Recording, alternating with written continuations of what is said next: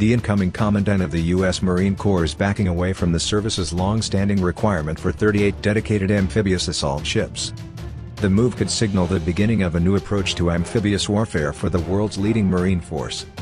New Commandant General David Berger is willing to shed some key tenets of the Marines' amphibious force planning in recent years, including the demand for 38 amphibious warships to support a 2 Marine Expeditionary Brigade-sized forcible entry force, Megan Eckstein reported for the U.S. Naval Institute. Force structure assessments in 2009 and 2016 affirmed the Marines' requirement for 38 assault ships including LHA and LHD big deck vessels and small deck LSDs and LPDs. The Navy in 2019 was short of the 38 amphib goal. The 32 ships currently in the fleet together can carry hundreds of jump jets, tilt rotors, helicopters, ACV armored vehicles, LCU landing craft and LCAC hovercraft as well as thousands of Marines. We will no longer use a 2.0 MEB requirement as the foundation for our arguments regarding amphibious shipbuilding, to determine the requisite capacity of vehicles or other capabilities, or as pertains to the maritime pre-positioning force, Berger wrote. We will no longer reference the 38-ship requirement memo from 2009, or the 2016 Force Structure Assessment, as the basis for our arguments and force structure justifications.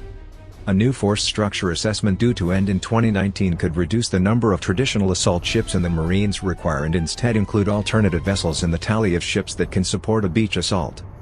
The global options for amphibs include many more options than simply LHAs, LPDs and LSDs, Berger wrote. I will work closely with the Secretary of the Navy and Chief of Naval Operations to ensure there are adequate numbers of the right types of ships, with the right capabilities, to meet national requirements. The Marines in recent years have practiced staging from naval auxiliary vessels including trimaran transports, cargo ships and huge expeditionary sea bases that the Navy based on commercial tanker design.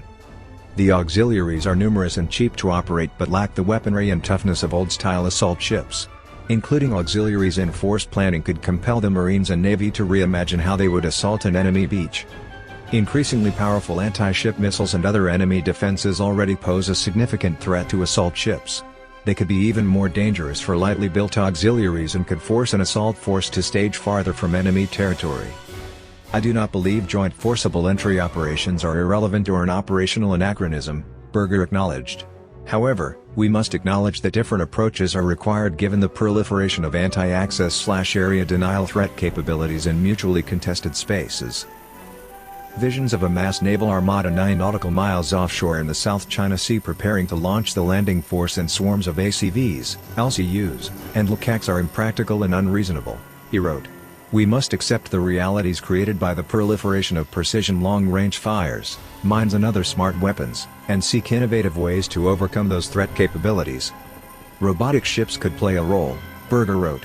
I encourage experimentation with lethal long-range unmanned systems capable of traveling 200 nautical miles, penetrating into the adversary enemy threat ring, and crossing the shoreline, causing the adversary to allocate resources to eliminate the threat, create dilemmas, and further create opportunities for fleet maneuver.